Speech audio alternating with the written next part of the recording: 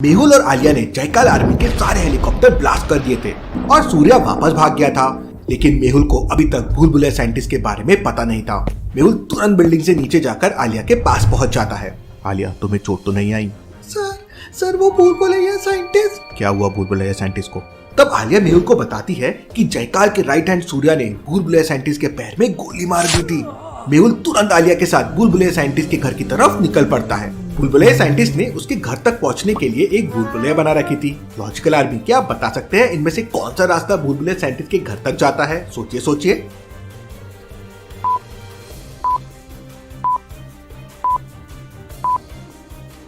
रास्ता a scientist के घर जाता है कुछ इस तरह से। मेहुल और आलिया रास्ता ये लेते हैं और साइंटिस्ट के घर पहुंच जाते हैं कि आसपास कहीं कहीं आग जल रही थी। ऐसा लग रहा था जैसे यहाँ पर जंग हुई हो। भूल भुलैया साइंटिस्ट तो कहीं नहीं दिख रहा है।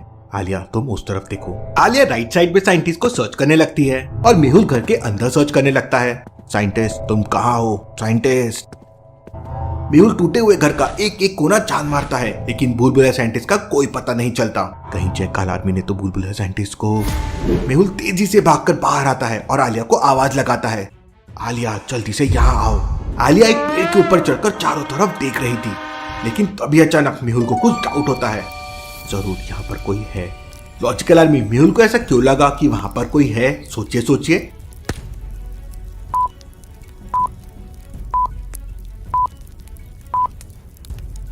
जब मेहुल और आलिया यहाँ पर आए थे तो केवल 3 जगह पर आग लगी हुई थी, लेकिन अभी 5 अलग अलग जगहों पर आग लगी हुई है। अब भला अचानक से आग 3 जगह से 5 जगह कैसे हो गई? मतलब किसी ने आग लगाई है। डिटेक्टिव को पूरी स्टोरी बताता है। तब ऑस्ट्रेलिया का डिटेक्टिव जॉन मेहुल को बताता है कि अंडरवर्ल्ड स्मगलर्स ने भूल भुलैया साइंटिस्ट को सिडनी में किडनैप करके रखा है और वो लोग किसी भी समय भूल भुलैया साइंटिस्ट को मार सकते हैं। Detective Australia in danger. I repeat, Detective Australia in danger. Over, over. और कॉल कट हो जाता है। क्या हुआ सर? भूल भुलैया साइंटिस्ट सेफ तो है ना? आलिया, भूल भुलैया साइंटिस्ट की जान खतरे में है और ऑस्ट्रेलिया का डिटेक्टिव भी सेफ नहीं है। मुझे तुरंत सिडनी जाना होगा। मैं भी आपके साथ चलूंगी। मेहुल आलिया को अपने साथ ले जाने से मना कर देता है, क्योंकि अभी अभी आलिया मौत के मुंह से बाहर आई थी और पूरी रिकवरी भी नहीं हुई थी। आलिया मुंह फुलाकर बैठ जाती है। ये लड़की भी कब सुधरेगी? अब मैं इसे कैसे समझाऊं? मेहुल इंडियन आर्मी को कांटेक्ट करके एक शिप रेडी करवा लेता है। मुझे सीक्रेटली मिशन पे काम करना होगा, नहीं तो ऑस्ट्रेलिया में पैनिक क्रिएट हो जाएगा। फिर मेहुल डॉक्टर संजना और आलिया को बाय बोलकर अपने घर की तरफ निकल पड़ता है। मेहुल को रोड पर एक लड़की नीचे पड़ी हुई दिखती है। उसकी स्कूटी भी बगल में पड़ी हुई थी। लगता है कोई एक्सीडेंट करके चला गया है। मेहुल कार रोक लेता है, लेकिन तभी अचानक मेहुल को समझ आ जाता है कि उस लड़की का एक्सीडेंट नहीं हुआ है, बल्कि वो जानबूझकर नीचे पड़ी हुई है। लॉजिकल आर्मी, मेहुल को ये कैसे समझ गया कि वो लड़की का एक्सीडेंट नहीं हुआ है? सोचिए सोचिए।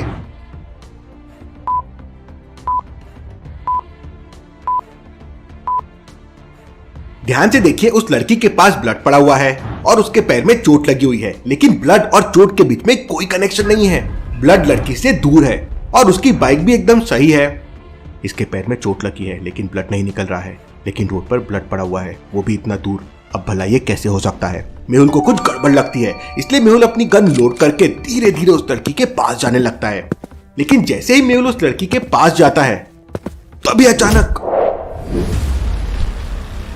Hands up. अगर तुमने कुछ भी इधर उधर किया तो सीधे जान से जाओगे।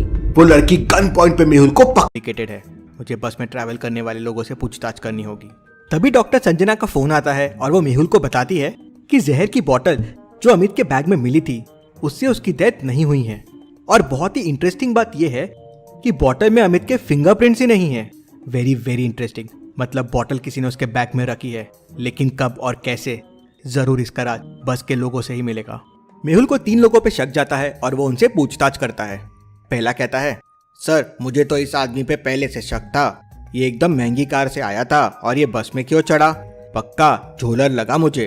दूसरा कहता है, सर मेरा तो बहुत बार इस पे ध्यान गया, इतना घबरा रहा था और बार बार अपने फोन में देख रहा था।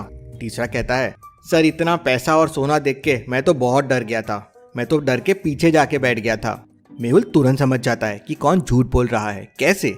सोचिए लॉजिकल आर्मी।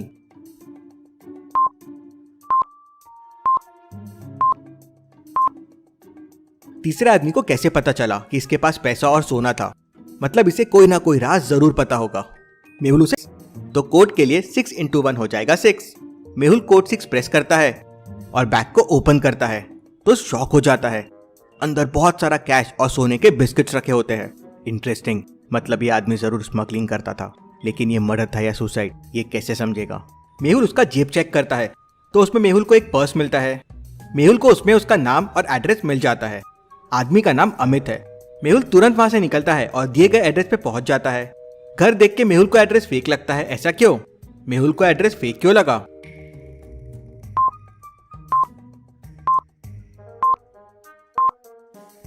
इतना कैश और सोने के बिस्किट वाला ऐसे घर में नहीं रह सकता। हो सकता है